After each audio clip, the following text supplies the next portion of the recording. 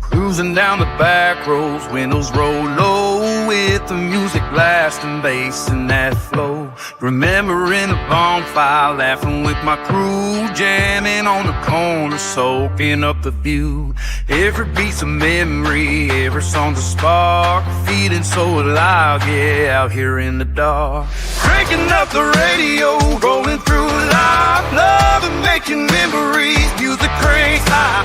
Do you feel that freedom? Can you hear the call? Those back road memories calling to us all.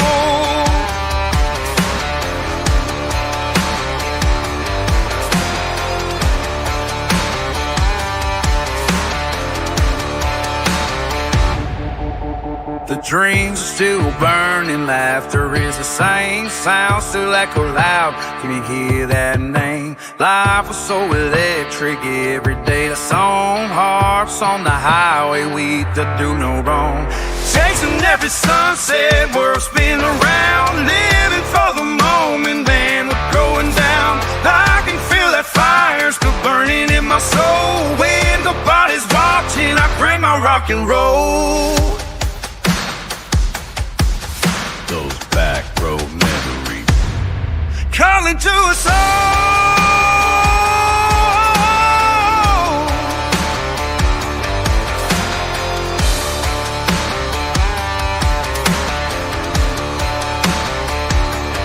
Calling to us all.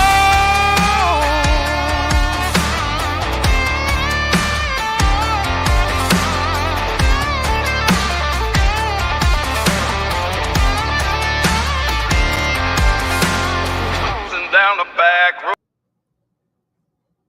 What's up, guys? What's up?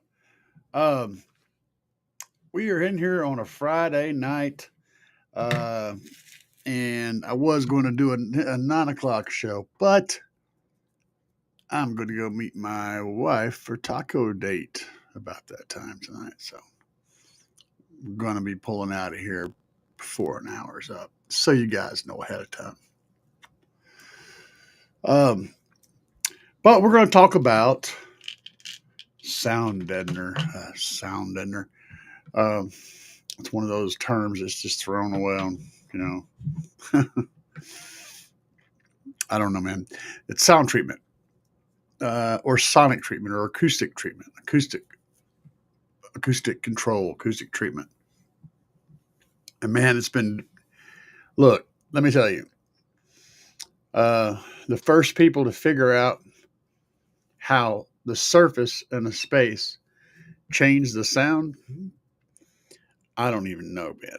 I guarantee you it goes back way, way back. Because, like, an example to that, if you've ever been outside during the wintertime, of course you have, you'll notice that sound travels further in the snow in the winter than it does during the summer. What? Yeah. You also know, of course, canyons and stuff where there's lots of buildings and big hard objects around you create echoes. All these things people figured out before they ever even figured out how to make fire. You know what I'm saying? So we've been noticing this for years. And of course, we've been designing around it. The early amphitheaters, before there was any electricity or any power or any manufacturing, stuff like that, they figured out that if they built a wall, a big wall behind the performer, and then had it curved this way and had it curved this way, that from all the way across this huge stadium, you could hear the person up there on the stage whispering all the way at the other end of the stadium. It was like, and that was an amphitheater. That's a, and that's the reason for that. And they did that just so that you could hear the performance because there was no microphone, there was no PA system.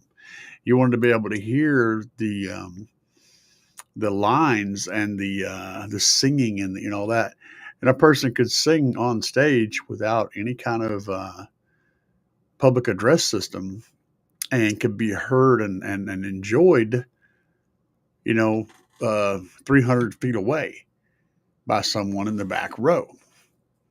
And that was all due to understanding acoustics. We've been doing this forever. Um, so, what does all this have to do with sound deadener? Well, it literally has everything to do with sound deadener or sound treatment for a car. So, if you let's first look at the home environment. Okay.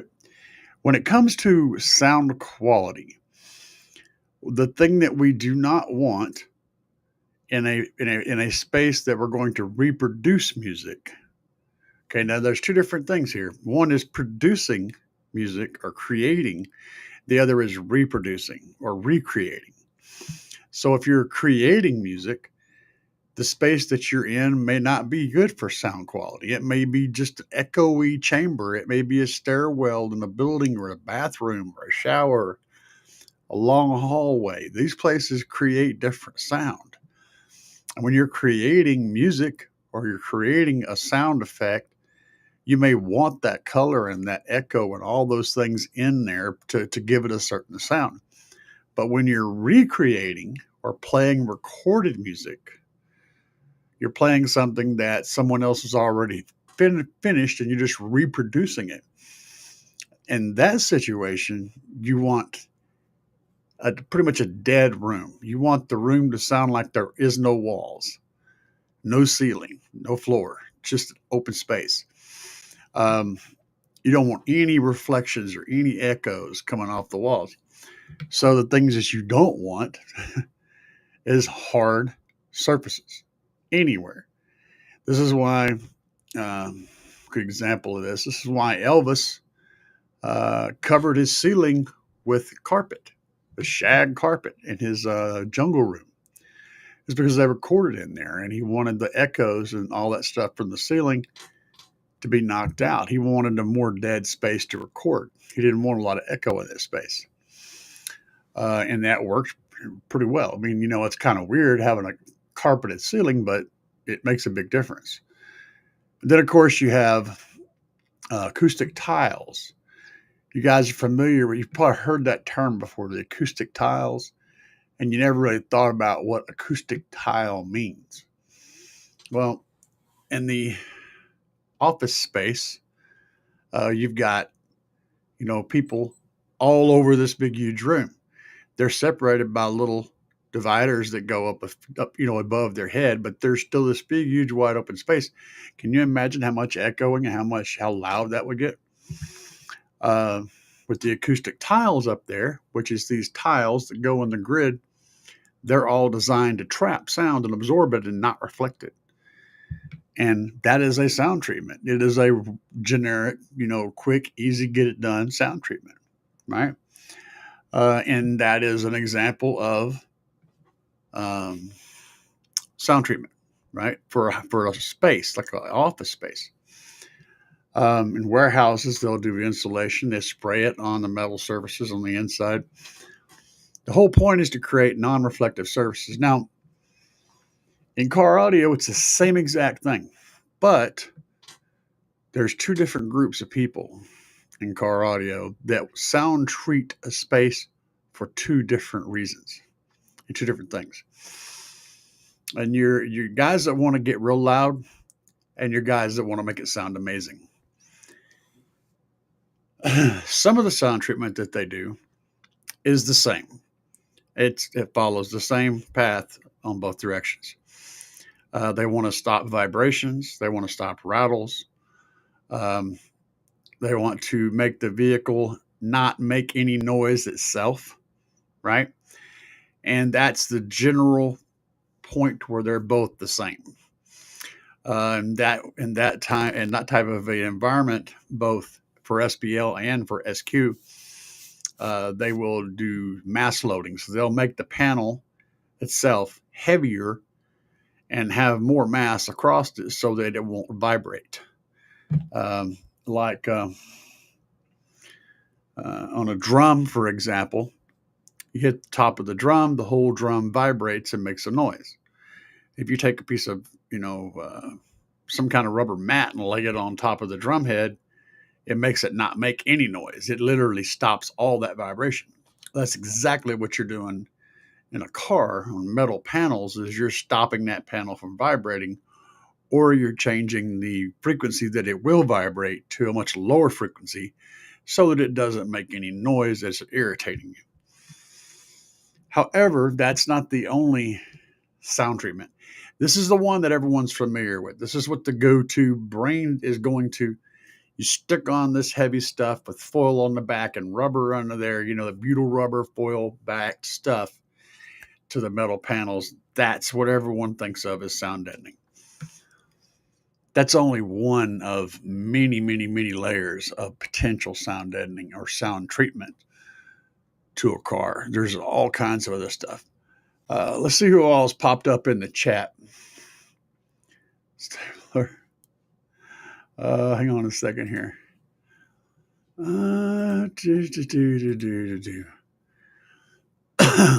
How is everybody doing this fine evening?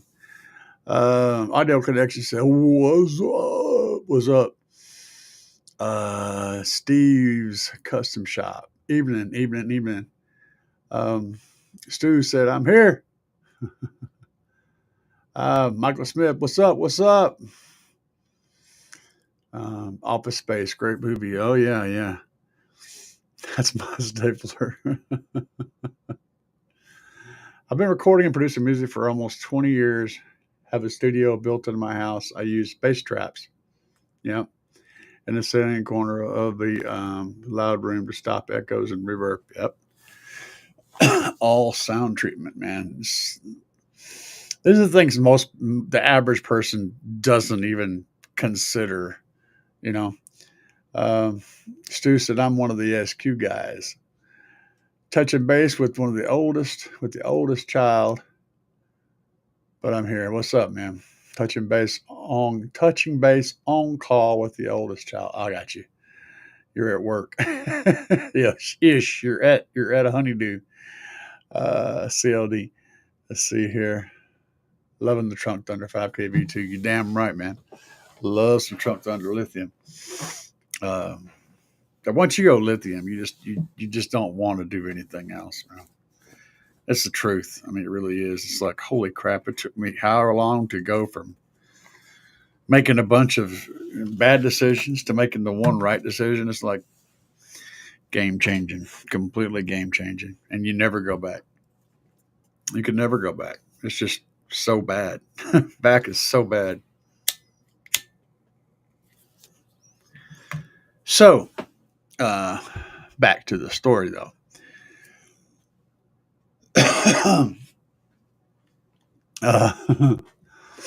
So the thing is that even though both SQ guys and SPL guys have that part in common up to a certain point, what's interesting is after that point, they literally oppose each other. SPL guys want to create as many hard, smooth, flat surfaces as they can. They literally want the exact opposite. They want no material that absorbs sound, no material that absorbs reflections, no material that moves or vibrates. They want it to be a pressure chamber, as hard and cold and flat and solid as possible. Every single surface that sound is going to come in contact with, because they want to create the most sound pressure and the most intenseness that they can do. They basically want to create the most incorrect equalization of sound as they possibly can, with a heavy emphasis, extreme emphasis on bass. Which is why making an SQL vehicle is difficult, because it literally is like building a vehicle that's both the slowest it can be and the fastest it can be at the same time.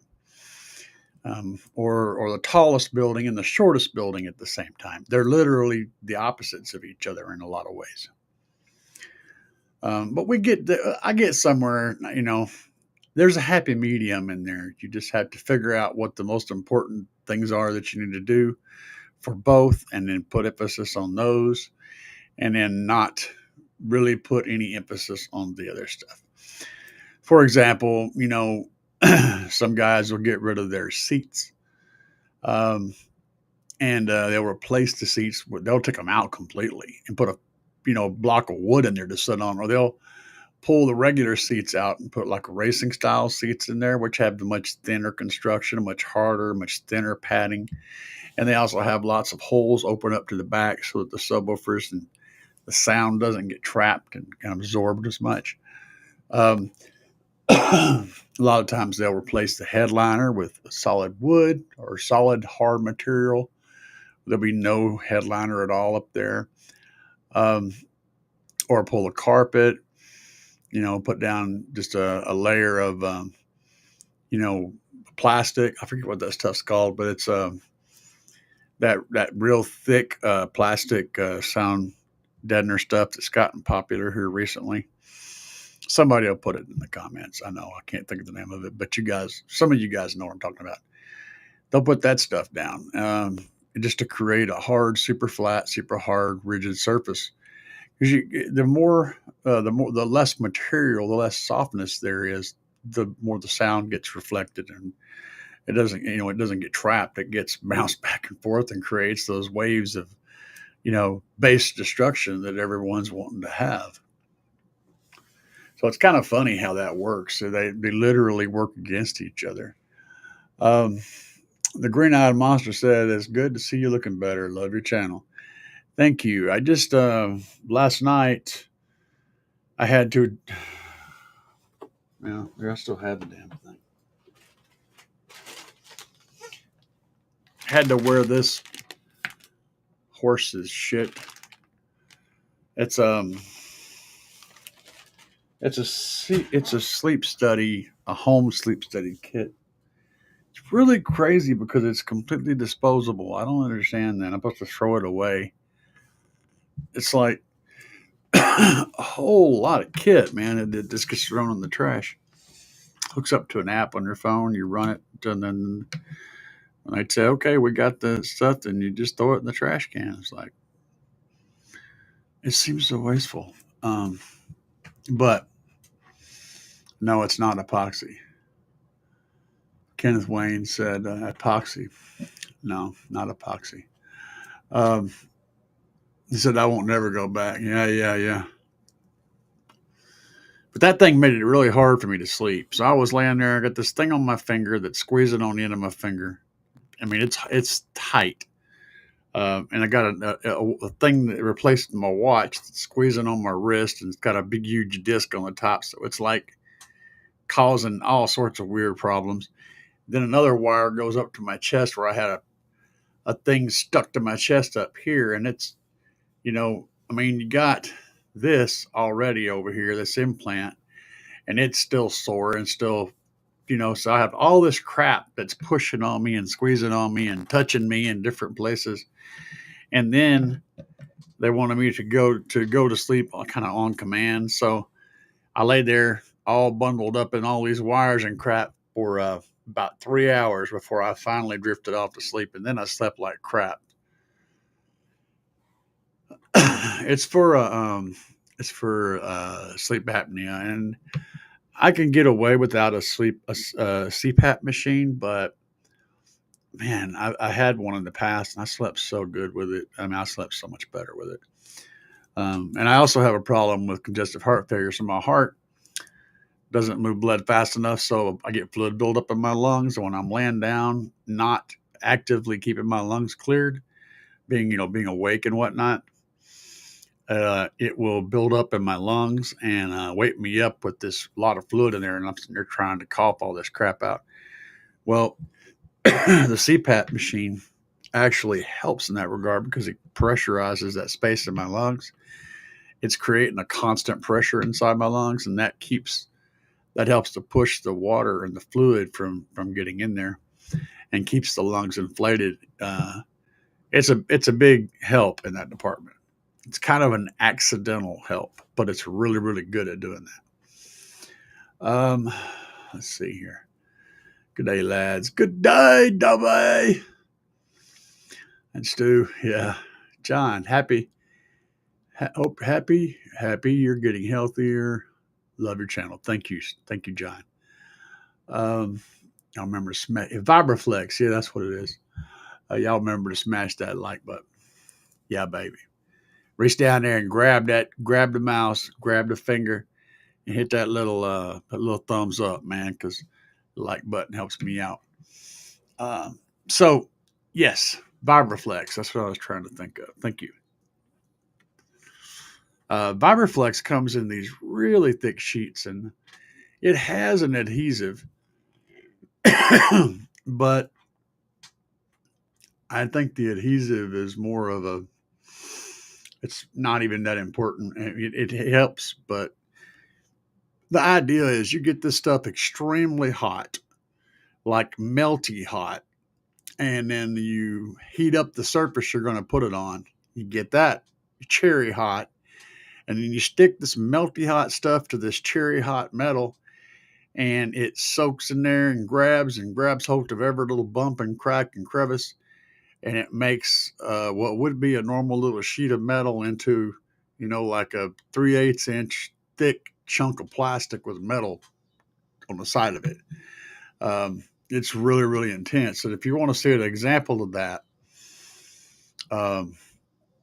DJ Rusticle's little Jeep that I do the demo in the intro video, you'll see me and EXO both getting the demo in that Jeep with DJ Rusticles, and really super windy, clothes flying around. It'll undress you. I mean, it'll just literally take your clothes off in the seat. Anyway, in that thing, he's got 3/4 of a ton of Vibraflex in that vehicle. 3/4 of a ton. So there's 1,500 pounds of sound treatment, just that type of sound treatment in that vehicle. That vehicle's crazy. That Jeep is nuts, guys. It's really nuts. There's a lot of stuff out there that's really loud, but he does demos at like a 165. I give me a 165 decibel demo at like 26 hertz. There ain't nothing that's a really rare demo machine to be able to do that kind of shit.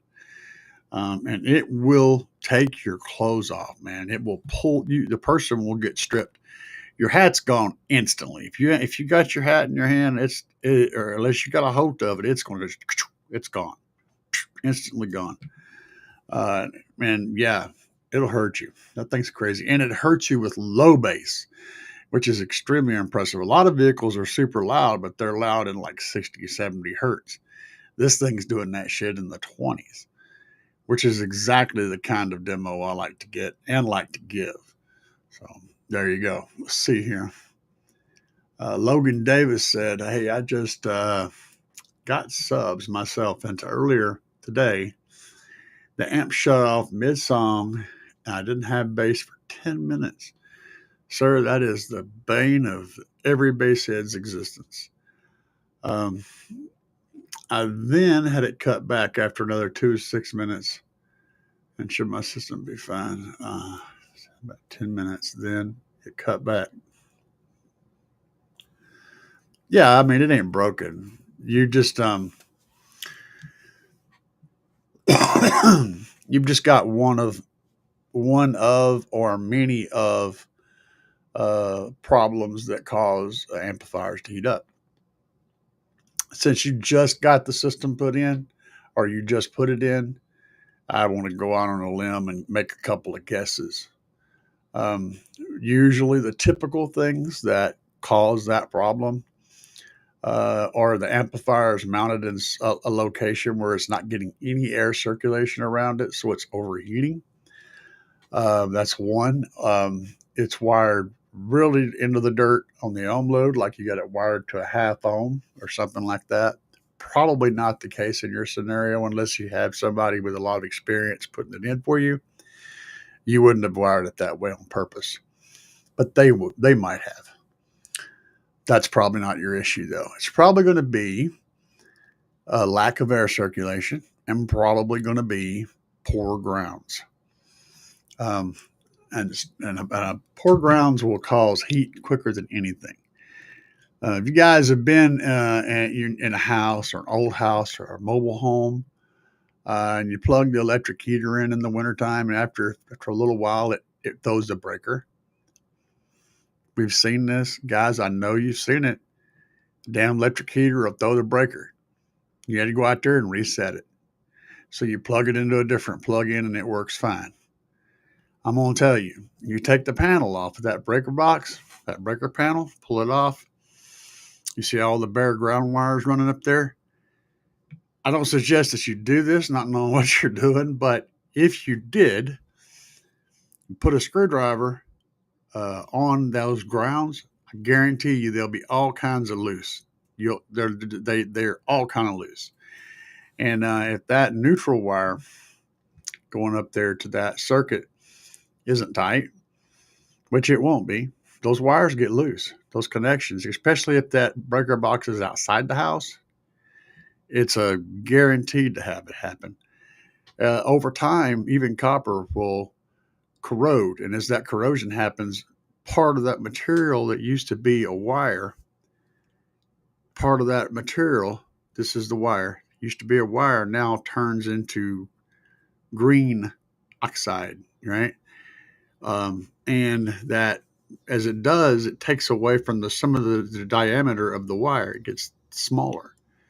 And whenever it was installed, it was tightened up to the point to where it was good and snug. But now there's 20 years later, and lots of winters, there's a lot less material than there used to be. So now that connection is loose.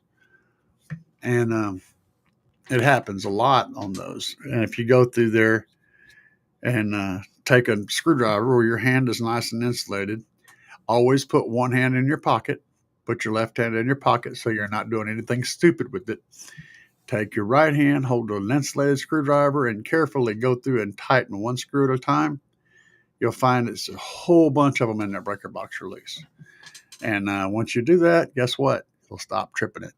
It's because that loose connection, that weak connection generates heat, and that heat builds up and trips that breaker. There are bimetal thermal single throw switches. In other words, there's a piece of metal in there that is made out of two different types of metal. So it's got one metal on one side of it and one metal on the other, and they're together. And whenever that gets hot, one metal expands faster than the other one and causes the thing to curl like this. When it cools off, it goes down. Well, that's a bimetal switch. Then you have a post over here that the circuit connects to. So as soon as it starts getting hot, it disconnects. As it cools back down, it straightens out and reconnects. But in a breaker box, those are different. It trips them a different way. So once it trips those, it stays tripped until you reset it. Needless to say, though, heat is what causes that. So check your ground connections, check your airflow around your amplifier. Those are the two that I would throw out there most likely to be the problem. W said I'd check why it shut off. Yeah. I'm just saying if it was planned and it just shut off and it's a new system, that's probably what it is. Probably a crappy ground somewhere. It's just real common. I checked myself, but both of them look like they're still moving just fine when I watched them, had to tell. So they have a cage-like cover. Are we talking about subwoofers here? Sure, I'm on 2 to 6 minutes. Both of them are moving. Subs. You need to go to a shop, um, and whenever you ask them to check it out, explain to you what's going on when they do figure it out, so you'll understand. Because I don't have visual on that. I don't have eyes on it. Um, Audio Connection said 165 dB will get you. Yeah, 165 decibels, especially below 30 hertz. That's a wicked good demo, really. Um, Sue said it sounds unnecessary. Yeah, until you're the one getting that demo. Um, he made EXO tap out twice. And EXO is hard to tap. And he made him tap out under 30 hertz. You realize that's pretty intense. Um, it gets sketch. Got to hear it through it though. Yeah, got to hear it though, Stu. Yeah, man. You got to experience it. That's the thing about that kind of build. You don't listen to it, you don't hear it. You take it for a ride. You experience it. It's a full body experience, man. Um, yeah, it'll break stuff. So Audio Connection said I got a demo from Steve Duncan's van. Duncan D's nuts. Yeah. That thing was literally pulling the air out of my lungs. Yeah.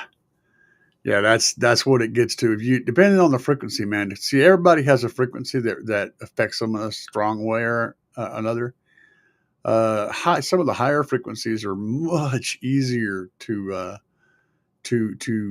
torture a person with. Even like 40 hertz is still sonic. It's still an audible frequency, and depending on your person, one frequency may affect them their physiology more than another. And someone who's doing a demo may notice this. If they're really good, they'll have a little bit of a variance going on, and they'll notice when certain notes really affect the person over there. And then they'll that next song they'll play the right notes to really get you. So if you're ever getting a demo and someone's really trying to get you, they're really trying to punish you, the first song is the experiment. The second song is going to be targeted. It's going to be the come in and stomp it, Kenneth said running 2K RMS to 15-inch solo wired to one ohm, trunked under lithium 5K V2, 29 hertz, loves those. Oh yeah, that sounds like a nice setup, man. Um, Logan Davis said, yeah, it's under my car seat. Yep, called that. And it was done by pros. Okay. Um, and yeah, Dubby's correct. Not all professionals are good, though. Yeah, some are professional money removers. Others are professional audio installers. And then most of them are professional at both of those things. But there are some really bad professionals out there. There's some really bad ones, and they don't even they give the whole industry a bad name. So Logan said, I want to make my system best I can. I have two JLW3s, nice, 4 ohm, and I want to make the bass crawl as most I can, but think I need to set it off sync from the stock speakers. We're having an English deficit here.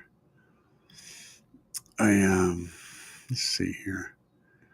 I want to make the bass crawl as much as most I can, but I think I need to set it off sync from the stock speakers.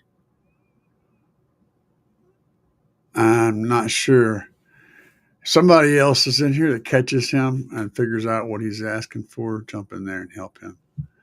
Living loud with Andy. It's Friday already. What's up, CAE and chat? What's up, Andy? Been covering your Friday spot for you this summer as best I can until you come back.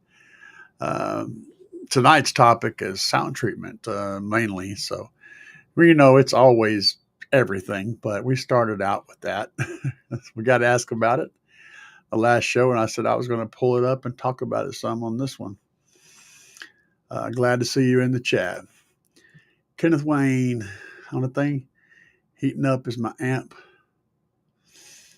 after 30 or more minutes of hard banging, but it's not mounted right, and there's no fan. That's the next step. Yeah, I'm going to tell you, though, man, that's fair. 30 minutes of hard banging and a poor mounting spot, with no fan, that's kind of expected to be able to shut it down at that point. But I will say this, my 8K and my two 4Ks, my 8K and my two 160.4s, beating the brakes off of them for a solid day, like 10 in the morning to 4 in the afternoon, pretty much constant demos. I never shut any of those amps off. And I'll assure you, I was giving them a monstrous plate full of beans the whole time. That said, some people do. And I don't know. I have had amplifiers that I put in my vehicle that 5 minutes and they shut off. I had mids and highs amp that just kept turning off. But I figured out ultimately that I'm pretty sure there was a short that was happening in one of the channels. And that was causing that amplifier to shut off. Now, the funny thing was that same exact wiring did not cause a different amplifier to shut off. It just caused that one to shut off. And it was the same problem listed on both of them. Really odd behavior, but there's usually a problem if your amplifier is shutting down from getting hot and shutting down. It's usually a sign that there is a weakness somewhere. So be sure to look for that. And oftentimes it's either the air circulation around the gear, or poor wiring, or a loose connection somewhere. Loose connections generate a ton of heat in multiple ways. So that's the first thing I look for, is loose connections and an amplifier that's buried under stuff. Those are the two primary ones. And also, if you've got some kind of sketchy wire somewhere that's making a little bit of a connection to a ground, or two wires are touching each other, and the speaker may still play. It may still work. It may still hear it. It may not do it all the time, but when it does it, it's going to really heat things up. There's usually a reason for that. That's what I'm saying. Stu W11. Andy said, Stu W. Glad to see you made it back from Mouseland. I just try to make the customers happy. Yeah, no doubt, man. What's up, Joseph? Joseph Pitcock. Let's see here. Nice to have you in the show tonight. I'm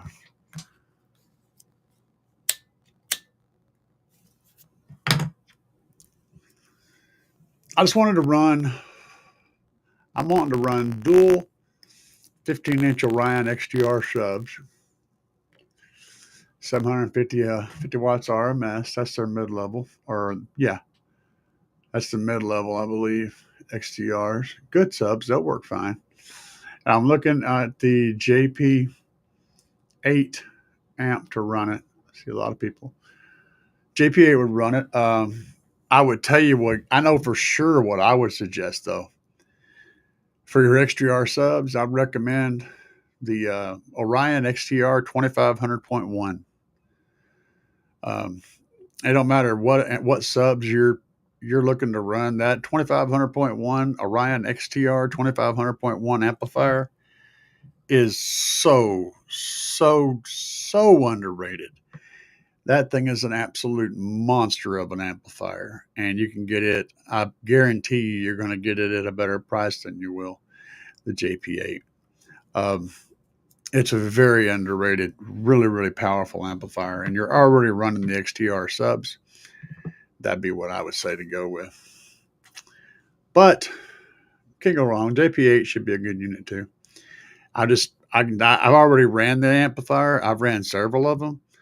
I've never blown one. I always wound up selling them and doing something else after a while, but they've always been really solid, very dependable, super get it done amplifiers. XTR 2500.1. Yeah. I think Derek Williston was able to get like, I don't even remember, like 5,000 or 6,000 watts out of a 2,500 watt amp. They're just stupid, man. They're great amps. But you do need to provide them with power. They need that that power input to them. So you're going to need to run some good batteries. You already know who I recommend. Jay Shipe said, "I need some growling bass too." Man, it sounds fun, but I don't know what the hell he's talking about. Okay, Logan Davis. So I have bass, but I don't feel it further than 5 feet. I want to tune it right for the bass to feel it, and you want more. What you're saying is you need a lot more bass. That's just hang around and show up for these shows, and you'll learn all the things you need to learn to get more.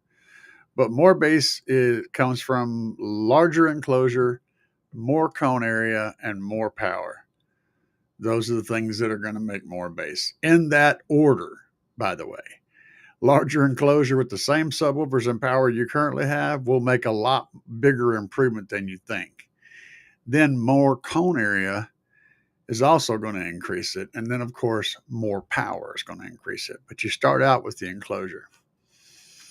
That's my recommendation, is those three things. And you have to give them in increments. Like a larger enclosure is also going to mean that sometimes you have to turn the power down some, because you're going to be playing, the speakers will be a lot looser and they're going to be like bottoming out and stuff. There's so much to learn about this. It's not as simple. But that's the trifecta that'll get more bass.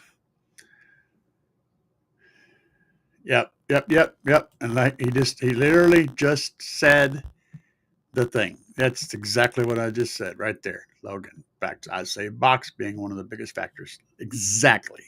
I'm glad we're on the same team, Dubby.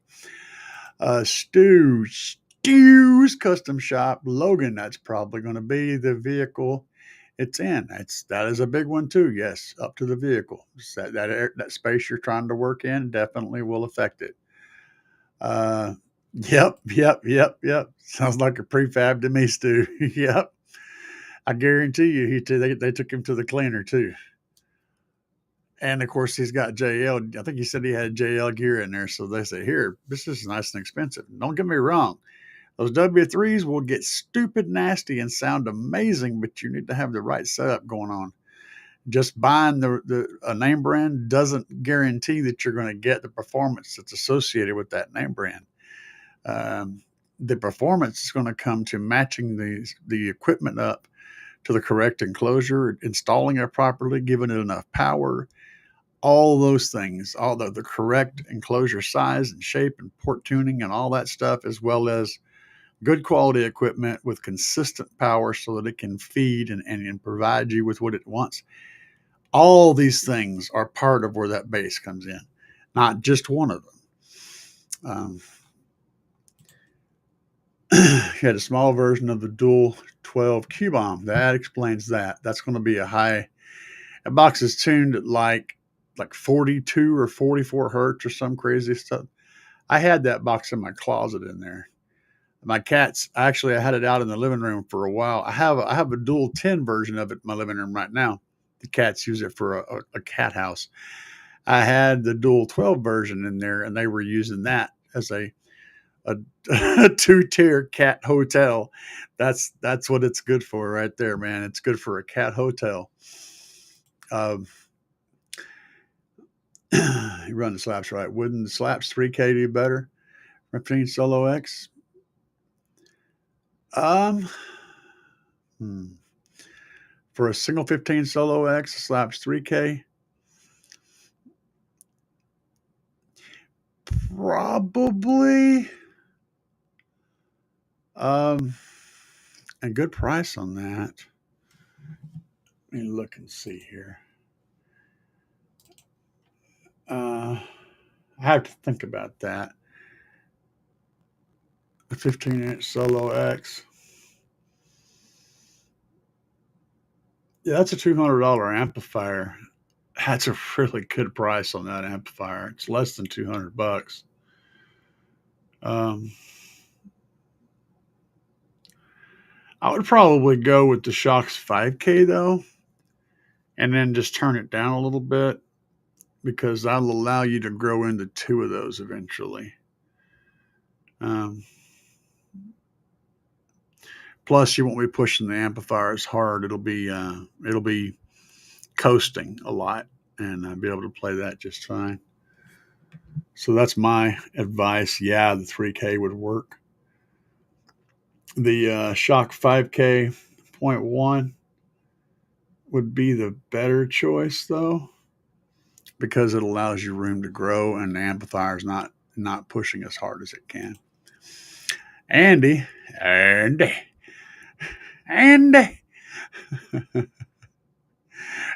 Dufresne. That is named Dufresne. It was 1922 when Andy Dufresne showed up in the prison yard. He had a big ass stick and a big ass attitude.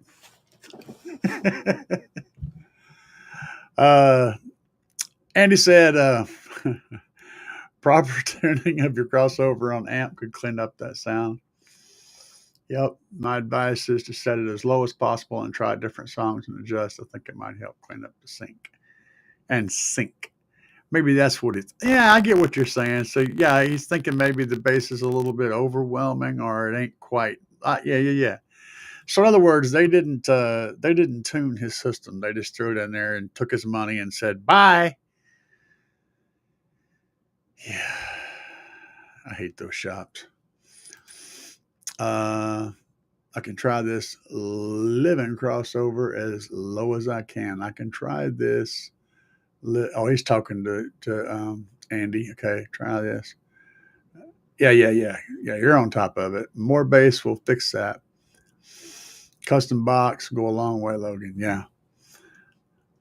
So you're putting the JL woofers in a Cubon box. Yeah, that's what he did, man. It's a shop, dude. They did that shit. Yeah, I know, dude. I know. I'd rather MC put those W3s in a sealed enclosure. It's going to sound better. Any sealed enclosure with a JLW3 is going to sound a whole lot better than a Cubon ported box. Yeah, man, I just hate it. I hate it when people get treated badly by manufacturers, man, and manufacturers and installers. That's horrible. It's horrible. And it makes us all feel bad, makes us all look bad, makes everybody look bad. Let's see here. Let me go back. What's up, Jay? Jay said, I went on yesterday, had to pull a sub back out. Dust cap started rattling. Pain in the ass to get back there to get to back screws. And Pet Gun kept quitting on me. Went too close to the magnets. Oh, God, yeah. Yeah, it literally will just stop. It'll stop working because the magnet pulls the thing at the hammer in. Oh, God. We've all fought that battle. Or you try to put the drill, you're trying to push the drill on the screw, and when it goes getting close to the magnet, it sucks it over to the magnet. You keep missing the screw because the magnet keeps grabbing the drill. Magnets, man. I have to watch that stuff now because this thing here, it's not supposed to be this. It's not supposed to be within 6 inches of a strong magnet. So I gotta really, keep an eye on that now. Let's see here. The Green-Eyed Monster said, anyone have any opinions on using Easy DB Designs or Basaholic Productions, Drew Jones, for their enclosures? I always made my own, but I was curious about these routes. If you're trying to design something that you're not really familiar with, you're trying to go a route that's new. You want to get someone else to design one for you. Down in the information on this video, my buddy Dustin, the mad scientist, is doing box designs, and he can help you out. I'm going to skip down through here real quick. My wife just gave me a heads up that she's going to be done in about 15 minutes. So I'm going to be leaving out here shortly. Let's see. That Drew. There's heaps of other guys out there like Stu in here. Yep. Dubby. Dubstep. Dubby can build stuff. 252 Customs. Kyle Rutherford. I think so. Yeah. 252 is where is the guys that EXO got to help with this cage and his Behemoth build. They're pretty serious about the stuff there. And the Green-Eyed Monster was asking about design, not building, to be clear. Yeah. Look in the information down below. Sub enclosure link down there, and go over to him on his Facebook page. That'll help you. Most places sell designs also. Yeah. What's wrong with JLs in a box tuned to 43? Son, everything is wrong with JLs in a box tuned to 43. What's right about that? That's a crime against humanity. But guys, I'm fixing to jet. So the wife's, when I told you I got a Taco Bell date tonight. I'll be seeing you guys. I may come out and pop in tomorrow sometime and go live tomorrow evening. Because I probably won't go live, or I may not go live Sunday. So I may pop in tomorrow on a live, so y'all heads up. And I may not be live on Sunday, but I'll let you know tomorrow how that's going to go. This weekend's kind of messed up because I got a show Sunday, and sometimes after coming in after a show, I just don't feel like it. Sometimes I do. We'll see. For now, guys, we're going to get the duck out of here, y'all. Y'all have a good one, man.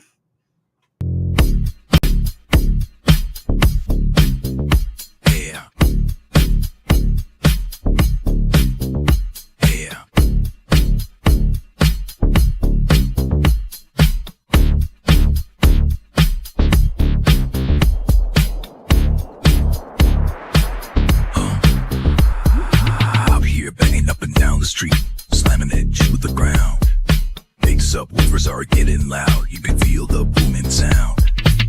Getting ready to go, got it shined up for the show. Hours charging, amps are amping, gonna let the woofers blow. Another one bites the dust. Another one bites the dust. And another one goes, and another one goes, and another one bites the dust. We got more at home, another one bites the dust.